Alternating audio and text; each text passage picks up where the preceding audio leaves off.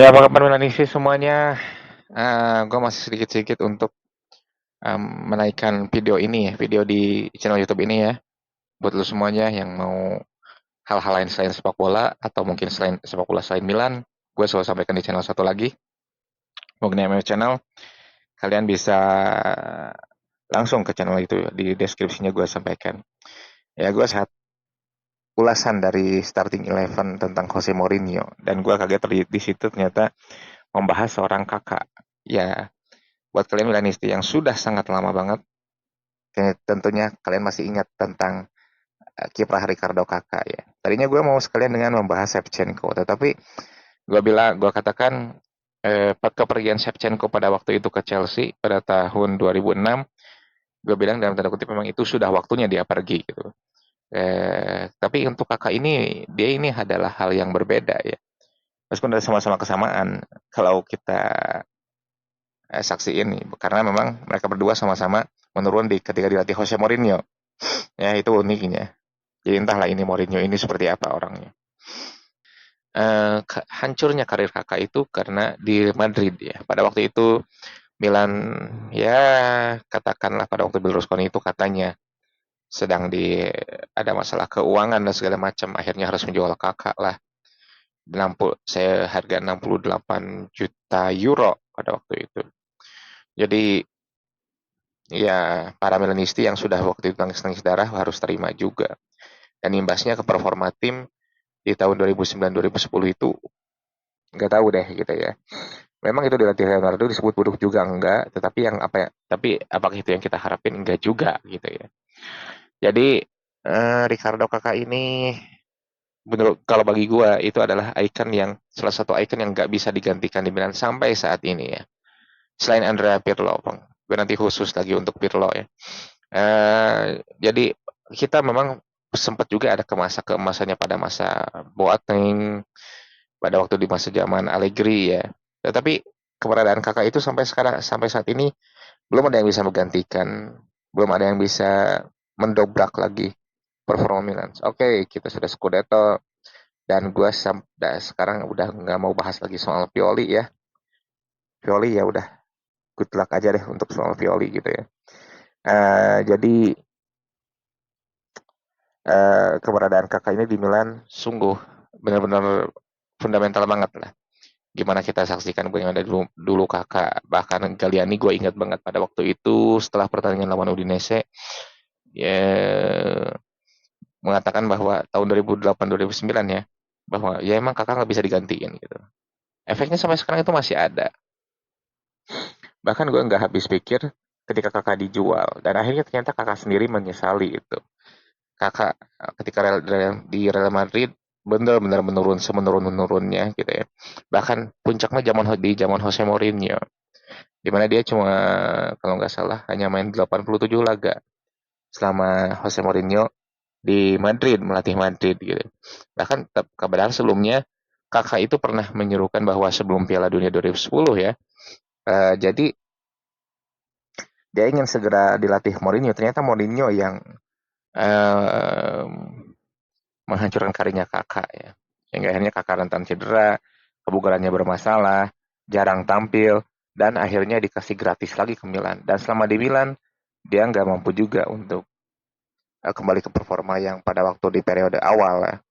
Tapi kalau meskipun begitu ya kakak tetap selalu berada di hati Milanisti semuanya, terutama gue ya.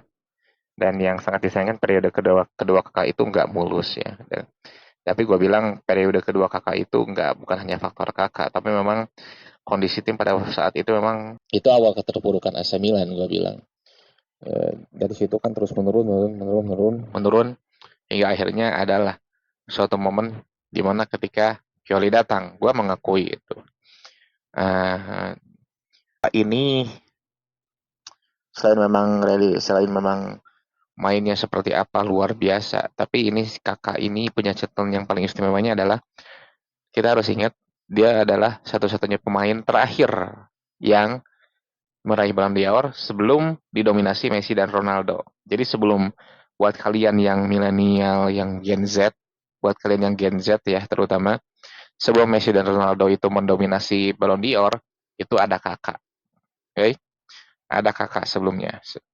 Jadi dan kakak ini salah satu pemain yang diidolakan oleh Milanisti semuanya.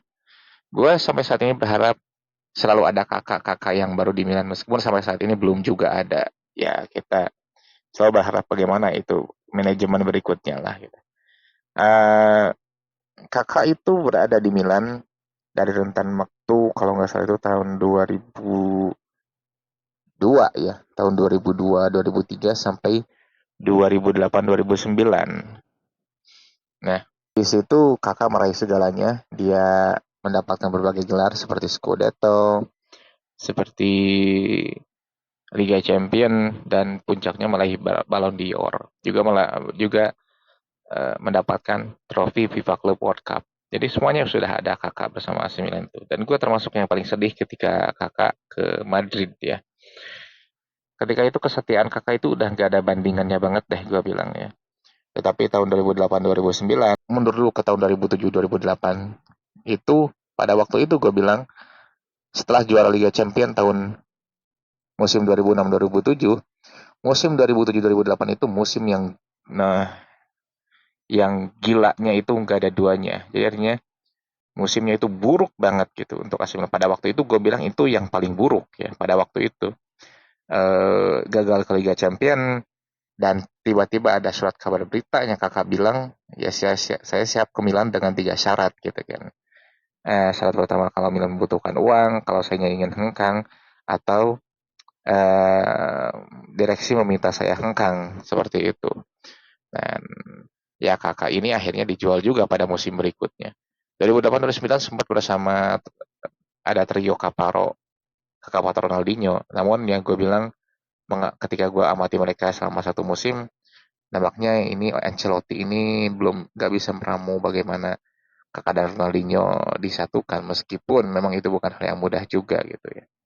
Tapi memang kehadiran kakak itu udah gak bisa digantikan lagi sampai sekarang. Dan gue merindukan sosok seorang kakak itu di AC Milan. Lebih dari 100 gol ada di Milan. Lalu memang bisa menjadi sesuatu yang luar biasa banget kakak itu di AC Milan itu. Dan seburuk-buruknya di Milan gak lebih buruk ketika dia di Madrid deh gue bilang. Tahun 2013-2014 itu gue bilang masih mempertontonkan permainan terbaiknya dia. Adapun memang Milannya itu memburuk, ya karena kan nggak bisa nyalahin satu orang. Banyak faktor banget. Dan yang paling blunder gue bilang waktu itu tiba-tiba mengganti Allegri dengan Seedorf gitu ya. Atas tujuan perubahan gitu. Dan di musim keduanya karena ada janji karena ada deal ketika Milan gak lolos Liga Champion, kakak bisa pergi dengan gratis, maka saat itu juga kakak hengkang ke Orlando City gitu. Untuk meramaikan MLS pada waktu itu. Dan gue itu periode kedua itu sangat lebih disayangkan daripada periode pertama gue bilang. Karena masih banyak yang bisa diharapkan dari kakak di AC Milan. Tapi dia hengkang untuk kali keduanya. Gue itu menyayangkan banget. Padahal gue pengen seenggaknya satu musim lagi aja di Milan. Atau paling kan nyelesain kontraknya dulu di Milan. Tapi ya udah, nasi sudah menjadi bubur gitu kan. Ya kita hanya bisa mengenang aja bagaimana musim itu ada yang jadi awal mula titik kehancuran Milannya gitu ya. Dan berharap gue ada pemain lain lah, lainnya yang memang bisa menjadi kakak yang baru di kado kakak yang baru. Dan entah berapa tahun lagi muncul di Brazil orang-orang atau pemain seperti kakak ini ya. Namun memang Milan membutuhkan, gue bilang pemain seperti kakak itu seperti itu. Dan gue selain pelatih yang mumpuni ya, kalaupun nggak ada seperti kakak, setidaknya ada pelatih yang mampu meramu Milan ke arah yang lebih baik. Ada membentuk kakak yang baru si pelatih itu. Oke, segitu yang gue bisa sampaikan. Thanks for watching.